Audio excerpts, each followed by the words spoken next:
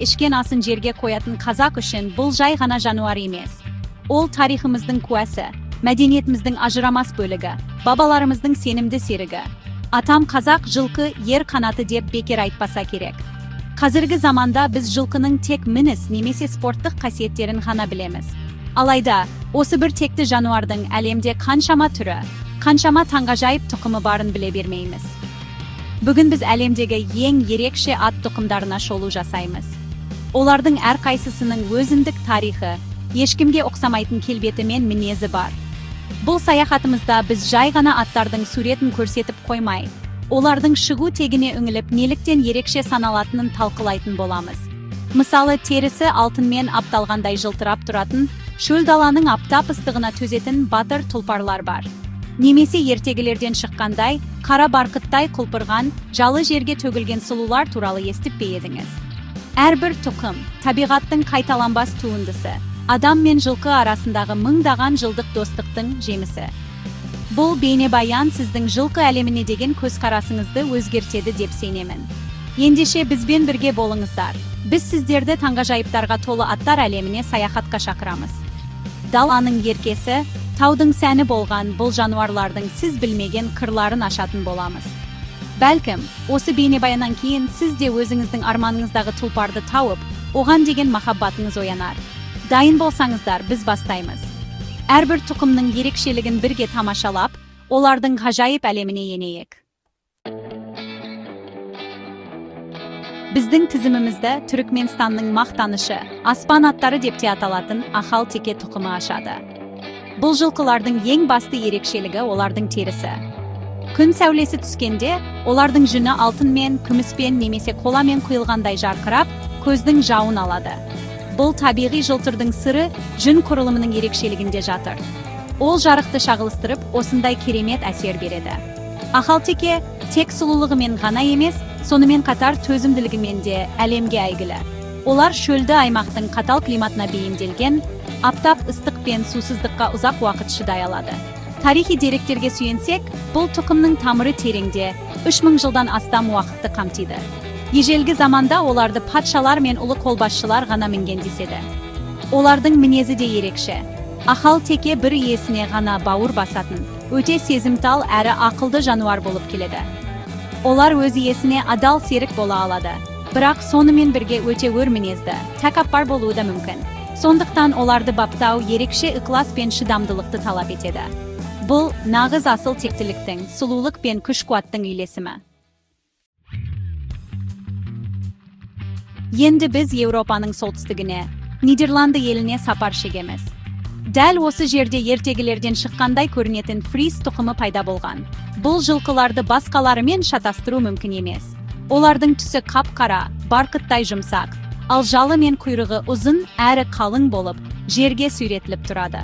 Олардың сымбатты дене бітімі, биік мойны мен маңғаз жүрісі кез келген адамды тамсандырмай қоймайды. Фриз жылқылары орта ғасырларда рыцарьлардың жаугершілікте мінетін сенімді серігі болған.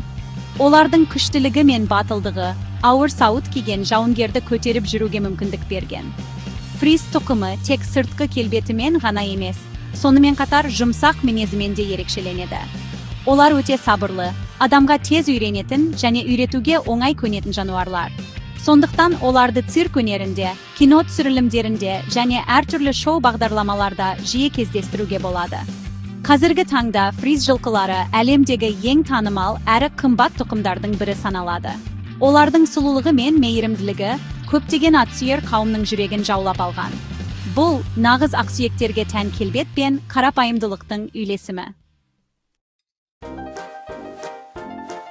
Келесі кезекте біз Солтүстік Америкаға ат басын тіреп, Апалуза деп аталатын ерекше тұқыммен танысамыз.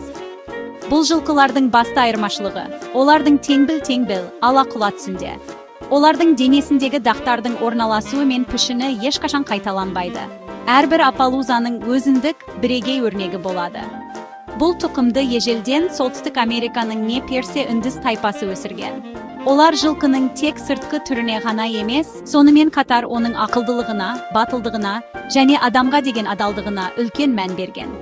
Аппалузалар аңшылықта да, соғыста да таптырмас көмекші болған. Appaloosa tuxumining tag'i bir ерекшелігі, олардың көздерінің айналасындағы ақ склерасы адамның көзіне ұқсайды, және тұяқтарының жолақ-жолақ болып келуі.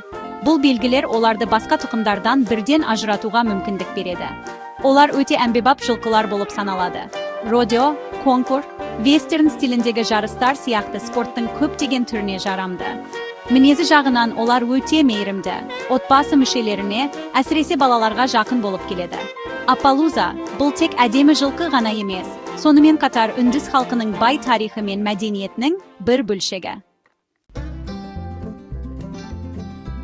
Енді біз жылқылар әлемінің ең кішкентай, бірақ ең қайратты өкілдерінің бірі, Шетланд понимен танысу үшін Шотландияның Шетланд аралдарына барамыз. Бұл кішкентай жылқылардың бойы 1 метрден әрең асады, бірақ олардың күші мен төзімділігіне кез келген үлкен ат қызыға қарай алады. Олар өз дене салмағынан 2 есе ауыр жүкті тарта алады. Бұл ерекше қасиеті олардың қатал табиғат жағдайында суық жел мен азғантай азықпен өмір сүруге бейімделуінің нәтижесі. Олардың қалың жүні мен жалы суықтан және жауын шашыннан қорғайды. Шетланд понилері бастапқыда шахталарда көмір тасу, жер жырту сияқты ауыр жұмыстарға пайдаланылған. Алайда, олардың сүйкімді келбеті мен мейірімді мінезі көп ұзамай адамдардың жүрегін жаулап, олар бүкіл әлемге танымал үй жануарына айналды. Бүгінде оларды иппотерапияда, яғни атпен емдеуде, және балаларды ат спортына баулуда кеңінен қолданады. Олардың сабырлылығы мен шыдамдылығы балалар үшін қауіпсіз әрі сенімді серік болуға мүмкіндік береді. Шетланд пони бұл кішкентай денедегі үлкен жүректің және табиғаттың кез келген қиындығына мойымайтын қайсар рухтың символы. Біздің бүгінгі саяхатымызды Францияның Перш аймағынан шыққан алып тұлғалы першерон тұқымы аяқтайды. Бұл жылқылар нағыз ауыр салмақтылар, оларды суық қанды тұқымдарға жатқызады. Олардың басты ерекшелігі ірі денесі, бұлшық еттерінің жақсы дамығандығы және орасан зор күші. Ертеде оларды ауыл шаруашылығында жер жыртуға, ауыр арбаларды сүйреуге және рыцарьлардың ең ауыр сауыттарын көтеруге пайдаланған. Першерон тұқымының тағы бір артықшылығы олардың шығыс, әсіресе араб аттарының қанымен будандастырылуы. Бұл оларға тек күш қана емес, сонымен қатар сымбаттылық пен жеңіл қозғалыс сыйлаған. Алып денесіне қарамастан, першерондар өте сабырлы, байсалды және еңбекқор жануарлар болып келеді. Олар адамның айтқанын тез түсінеді және берілген тапсырманы ынтамен орындайды. Сондықтан оларды мейірімді алыптар деп те атайды. Бүгінгі таңда ауыл шаруашылығында техниканың дамуына байланысты олардың жұмысы азайғанымен, першерондар әлі де орман шаруашылығында, туристерге арналған арбаларды тартуда және әртүрлі мерекелік шерулерде кеңінен қолданылады. Олардың сұр немесе қара түсті болып келетін келбеті кез келген шараға салтанатты көрік береді. Першерон бұл күш пен сабырдың, еңбекқорлық пен асыл тектіліктің тамаша үлгісі.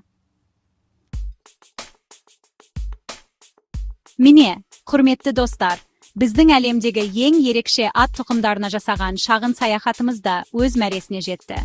Біз алтынмен апталған ахал текеден бастап, қара маржандай фризге, табиғаттың өзі салған суреттей Appaloosa'ға, кішкентай болса да қайратты Шетланд понийіне және алып күш иесі першеронға дейін куә болдық. Әрбір тұқымның артында үлкен тарих, белгілі бір халықтың мәдениеті мен тұрмыс тіршілігі жатыр.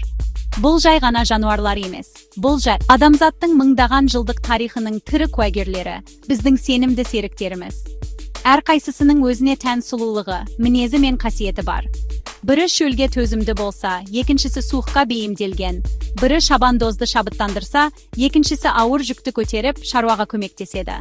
Олардың барлығы табиғаттың бізге тартқан баға жетпес сыйы. Бұл ат тұқымдары өздерінің ерекше қасиеттерімен әлемге танымал. Қайсысы сізге ерекше ұнады? Бәлкім, сіздің жүрегіңізді жаулаған басқа да тұқымдар бар шығар. Ой пікіріңізбен төменде бөлісе отырыңыздар. Маған сіздердің ойларыңыз өте маңызды. Бұл ғажайып жануарларға деген құрметіміз бен махаббатымыз ешқашан сөнбесін. Егер бүгінгі бейне баянымыз ұнаса, арнамызға жазылып, лайк басуды және достарыңызбен бөлісуді ұмытпаңыздар. Бұл біздің одан да қызықты, танымдық дүниелер жасауымызға үлкен шабыт береді.